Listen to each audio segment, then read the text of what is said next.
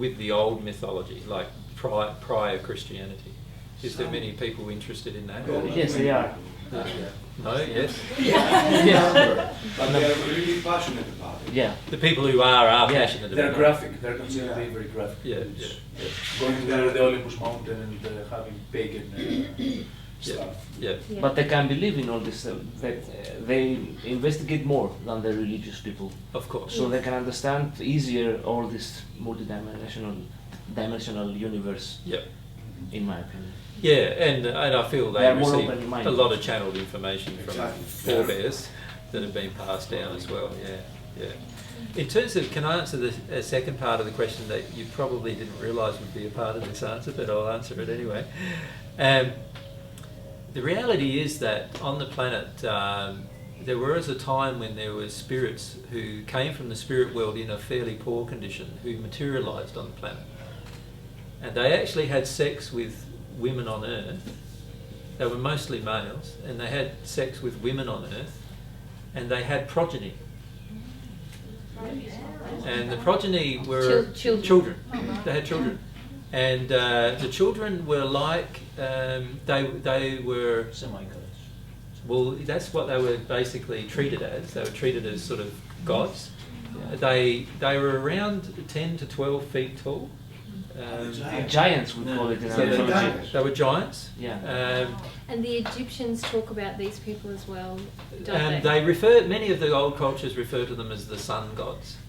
Sun gods, yeah. Yeah, who many people nowadays believe came from outer space or something. Yeah, that's the propaganda. But actually, they were the children of materialized spirits. The problem is the children were, what's the word? I'm looking for where you can't have children. Yes, sterile. Sterile, yeah. Yeah. And so, of course, but also this event actually occurred shortly before some major earth changes on the Earth. And so some of the records are actually sunken in the sea, but there are records in all of the larger pyramids. In fact, the Great Pyramid and stuff like that also refers to, not the Great Pyramid itself, but there are temples in Egypt that are buried under huge amounts of silt that have now been, that were, over the last 100 years or so uncovered. And they have records of all of this kind of mythology, if you like. That's what it's classified as do the Aztecs and other older civilizations, the Mayans and so forth, right? And these, and in fact, the Bible itself contains a record of this. It refers to a group of people the Bible refers to as the Nephilim, just before the time of the flood of Noah's day. And it's all referring to the same thing. And These children. these children, yeah. And these children were so violent as well that it created the degradation of the condition on the planet to such a point that the spirits themselves couldn't maintain their physical form anymore, and they dematerialized. So the parents of the children dematerialized just before the earth change events occurred. Like Titans, something like that. So that, well, they returned back to the spirit world, so they're now still in the spirit world. How could the poor condition, spirits in poor condition, be materialized and By the condition of the earth raising to a point, to around the second sphere actually. If the condition of the earth was in the second sphere, at the moment you would have spirits who are in that sphere able to materialize bodies. Does that make sense? Yeah. No, but I've heard that. Doesn't make sense. Can it happen again? Could it happen again? I mean, if we raise eventually the condition on Earth, and before we merge with our partners, we can visit Earth again with physical bodies. I mean, You mean if you're in the spirit world? I'm in the spirit world. I stayed in the sixth sphere, for example. Let's say I'm not one with God yet. At the moment, pretty much anybody above a fourth sphere condition can materialize, but they can only materialize under certain conditions. And the conditions that have been imposed by God, basically, through the laws that are involved, are that you can't do it for personal reasons. So in other words, you can materialize, but for reasons that are beyond, that are loving, that are love-based reasons, you know, from pure perspective. And this is the thing that we were talking about the conditions being different then, wasn't it? The conditions way back in this time when these other spirits materialise, where there was an initial materialisation of spirits who were in a condition where they were being loving, but because they could do it, their doing of it created the ability in the others who weren't in as loving condition to do it, be able to do it at the same time. So basically, it's a bit like if I go and create a nuclear fusion bomb, and I was doing it for some loving purpose. But let's say it was for let's say I was doing nuclear fusion fission for the purpose of producing power, for example. And then because I now have that technology, mankind, if they're in a poor condition, can then use it negatively, can't they? Mm-hmm. So this is the problem with every new discovery we make. The people in the poorest condition at the moment are the people who determine the use of the discovery to a large degree. So, for example, the first aeroplane flew around about 100 years or so ago, right? A powered aeroplane, in terms of our modern history. Within a few years, what were they using it for? Bombing. For dropping bombs in the First World War. Yeah. Now, it wasn't until the late 30s, or usually about that time, where man started to use it for more loving means, which was for transportation of people between continents. And then, you know, obviously by now we're using more aeroplanes for loving means, in the sense of it's more for communication and transportation and all this kind of thing, what you would classify as more loving means than what we use it for in terms of unloving means. You know, there's a lot more planes now built for domestic purposes, shall I say, than there is for war. But 100 years ago that wasn't the case. And this is the problem with every new discovery. While we are in a condition that lacks love, every new discovery that is made is usually often used in its most negative form first. Yeah. So you think in the Second World War we learnt a lot about nuclear fusion and fission, so much so that we could create an atomic bomb, which was then dropped upon people in Japan, right? And yet it wasn't until many years later that we used the first that same technology for the production of power, So which is a more loving means. What was the purpose for those loving spirits to materialize at that era? They brought a lot of technology. They brought technology. Okay. Mathematics. Mathematics, yeah. The evolution of mankind is a combination of what happens on Earth and what happens in the spirit world. It's not just what happens on Earth. That's what we know. So, you know, in the future, the question you were asking was more about the future, Nico, and yeah, in the future you will see many spirits materialise on the Earth, and many of them will come and have chats with you. Yeah.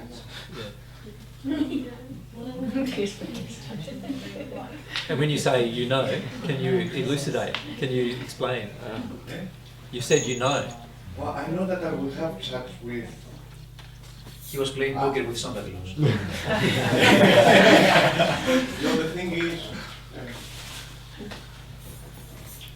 when I was very young, I saw this dream of the destruction of the earth. And at that time I didn't understand the whole of it, and I stayed in fear. Yeah. And as I had to progress through my emotional conditioning, I found out it triggered another emotion of closing the gates of heaven, you know, of course. And at that moment I felt the only thing that was so perfect, I don't know why, and so strong in me, in that dream, was I am safe, I'm powerful, and I feel so much hurt for the changes and the damage will happen to the world. And the question that I always was asking was, why so many have to die. And to want to have the desire to help them, but just looking, you know, because you cannot do anything. The reality is that nobody has to die. So that's the Even reality. in this state right now, we are in this state right now. Even Yeah, nobody has to die, but the reality is that that many will, because of the choices we make. And Hey, you guys don't even want to know what's going to happen in your country. So how are you going to look after you? I know No, the I answer to believe. that. I don't like it. No, I like to have warm water. I know how to survive. But with all this fallout from the volcanoes and stuff, it's going to be really hard. And I don't like it that way. To be honest with you. well, that's the emotion of wanting comfort, isn't it? So, Yeah. wanting a comfortable life. Yeah. I would like to know. Yeah. Yeah. I know you would like. Yeah. I want to create something. Sure. There's a lot of positive, once you know the truth about it, there's a lot of positive things you can do now to sort through the issue easily. But it also means dealing with quite a lot of emotions, doesn't it? Yeah. Because some of the emotions are things like, you know, even our desire for comfort is going to get triggered. So our desire to be able to travel wherever we want. You know, we're so used these days to, you know, travelling at a whim, you know, and it's going to be hard to travel at a whim. So there's all these kind of emotions that we need to work our way through, but we'd love to address the issues and what will happen earth change-wise for Europe. Yeah. I would like to now ask another question. No? Can I just see who had their hands up first? Oh, There's Igor. I'd like to ask, Patrick's had her hand up for some time, so can I ask Patrick first? I wanted to ask about the children between the spirit, materialized spirits and the people on earth. Yes. Do they have human souls, like our souls, or are they? Yes, they did. They did. Yeah.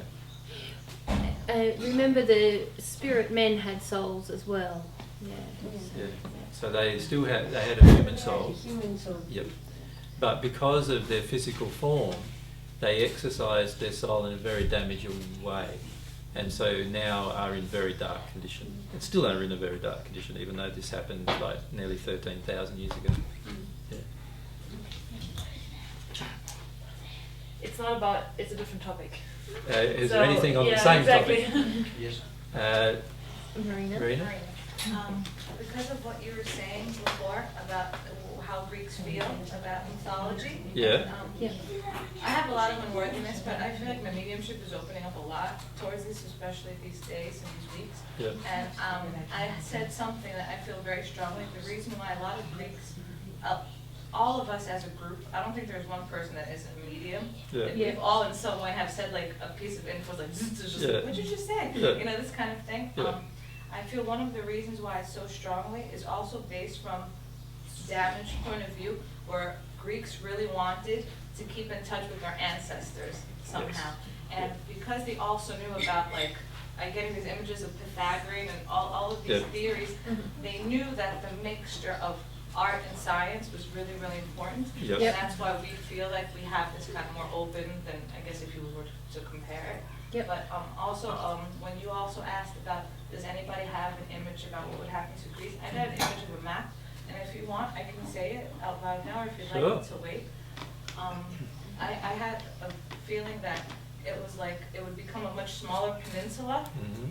but one side would be like a new island would be formed from what would be west of Greece, Mhm. and then the rest would be just like the middle to the top, something like this, like northern, but west would remain, and then like a little thing of east, and then that was it. And I just wanted to say that. Yeah. about that. But the issue we But I don't face. know, and I'm sorry if I'm wrong, but. The issue we face with earth changes isn't just what the underlying topology is going to be afterwards. What we've got to do is we've got to look at what's going to happen during. And that's the thing that's going to depend, our survival very much is going to depend upon. Does that make sense? So even though you may end up with land masses still being around your region, the issue is going to be how habitable everything is after that point. and what will happen in between. And that's why it's so important to ask a lot more detailed questions than just what is things going to look like at the end, you know. If you asked the question, I got a picture and I said, Sure. I still need a lot of work though. Yeah. But I wanted to say this piece of the mediumship is really important, and I really feel that a lot of my ancestors and a lot of Greeks are like, you see, they were real. They really did come and they really did do this. But they also feel cheated because they felt that they were in much higher conditions than what they really were. Yes. Like, what are you saying? You know? That's they true. feel like it took so long to come back and do this. They feel like that. Yeah, and this is the trouble too with error, is that when we hear error over and over and over and over again, when we hear the truth, we feel cheated. You know, we feel like it's unjust, but the reality is it's the error over and over and over again that's the injustice, and that's the thing that's damaging. But often it's the hearing of the truth that causes us to be angry, rather than the actual fact that, you know, we've been told the error for years and years and years. The other thing I've noticed about Greece is that even though you've had a very heavy Christian influence, there's one part of the Christian influence that's had very little effect on you in terms of, and there's affected your mediumship. And that is that in the Bible it states quite categorically in some parts of the Hebrew scriptures that if you're a medium, that you should be put to death. And that definitely didn't stick here. Definitely didn't stick in Greece. And as a result of that, there is this acceptance almost, even in the Greek Orthodox religion, of prophecy, if you like, or spirit-induced discussions. And there is an understanding of bright spirits or spirits who are loving compared to spirits that are unloving. We have the monasteries back on the north, you know, one, I don't know the word, north of Salonika. Yep. It's a community of heavy Orthodox, Mount Athos, where they have very good communication with spirits. Yeah. And this is the thing, where in your culture it's fairly much accepted, even though it's a Christian culture pretty much now. It's pretty much still accepted that spirit communication is okay. And in fact, it's not only just okay, but it's also quite acceptable. Whereas in many of the other Christian cultures, it's been so unacceptable that you'd be burned alive for speaking to a spirit, you know. And in particularly most of the Catholic influenced cultures, that's very much the case, where, you know, they would have been burned alive as a witch if you were found speaking with spirits. Yeah. I've always been fascinated by other cultures, and I just, like, in the end I feel everyone has a unique personality, and it's often a mix of dominant injuries and dominant openness to truth in selected areas that create a culture, you know, and then everyone lives together in that and it kind of gets developed. But because I used to think, no, culture is like a pure thing, that everyone should be different, and now I kind of have a different view. But I just find it so beautiful travelling and feeling the purity of, like, you know, you guys as mediums and spirit interaction. It's so much more open than Australia even, and we're not even Christian culture really. We're the least religious nation on earth, like statistically.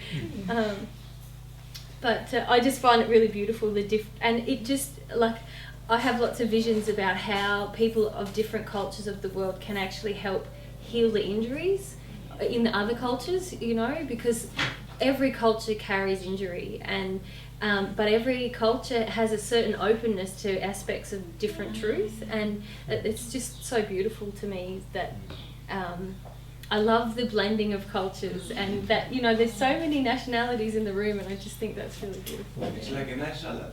Yeah.